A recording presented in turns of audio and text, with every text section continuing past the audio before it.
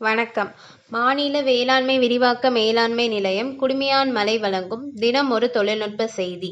இத்தொழில்நுட்ப செய்தியில் இன்று நாம் பார்க்கவிருப்பது சிறப்பு இனக்கவர்ச்சி பயன்பாட்டு தொழில்நுட்பம் மூலம் பருத்தியில் இளஞ்சிவப்பு காய்ப்புழுவை கட்டுப்படுத்துதல். பருத்தி நம் நாட்டின் முக்கிய பணப்பயிராகும். தமிழகத்தில் சராசரியாக 2 லட்சம் ஹெக்டரில் பருத்தி பயிரிடப்பட்டு 6 லட்சம் மேல் பருத்தி பஞ்சு உற்பத்தி செய்யப்படுகிறது. இருப்பினும் பல வகையான பூச்சி தாக்குதலால் அதிக அளவில் பூச்சிக்கொல்லிகள் பயன்படுத்தப்பட்டு உற்பத்தி செலவினம் அதிகரிப்பதுடன் மகசூல் இழப்பும் ஏற்படுகிறது. முக்கியமாக காய்ப்புழுக்களால் மகசூல் பாதிப்பு அதிக அளவில் உள்ளது. இக்காய்ப்புழுக்களின் பாதிப்பை குறைப்பதற்காகவே பிடி பருத்தி வெளியிடப்பட்டது. ஆனால் தற்போது இளஞ்சிவப்பு காய்ப்புழுக்கள் பிடியில் உற்பத்தியாகும் நஞ்சுகளுக்கு எதிர்ப்பு திறன் வளர்த்துள்ளமையால் இப்புழுக்களால் கட்டுக்கடங்காத மகசூல் பாதிப்பு ஏற்படுகிறது. பருத்தியில் இளஞ்சிவப்பு காய்ப்புழுவை சுற்றுச்சூழல் பாதிக்காமல் கட்டுப்படுத்த இராய்ச்சூரில் உள்ள வேளாண்மை அறிவியல் பல்கலைக்கழகம் மற்றும் ஏடிஜிசி பயோடெக் தனியார் நிறுவனம் சேர்ந்து வெளியிடப்பட்ட தொழில்நுட்பமே சிறப்பு இனக்கவர்ச்சி பயன்பாட்டு தொழில்நுட்பம் ஆகும்.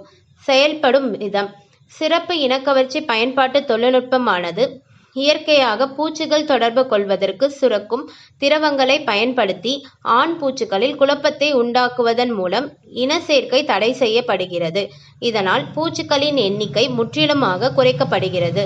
பருத்தி இளஞ்சிவப்பு காய்ப்புழுவின் இனக்கவர்ச்சி திரவம் பயன்படுத்தப்படுவதால் பூச்சிக்கொல்லிகள் எதுவும் பயன்படுத்தாமல் நன்மை செய்யும் பூச்சிகளை பாதிக்காமல் இளஞ்சிவப்பு காய்ப்புழுவின் எண்ணிக்கையை கட்டுப்படுத்தலாம். பயன்படுத்தும் முறை: சிறப்பு இனக்கவர்ச்சி திரவத்தை ஒரு ஏக்கரில் 10 சதுர மீட்டருக்கு ஒரு செடி என்ற வீதத்தில் 400 செடிகளின் மேற்பரப்பில் பூசுதல் வேண்டும். ஒரு ஏக்கருக்கு ஒரு தடவை பூசுவதற்கு 125 கிராம் தேவைப்படும். இத்திரவத்தை 30 நாட்கள் இடைவெளியில் 4 முறை கீழ்கண்டவாறு பயன்படுத்தலாம்.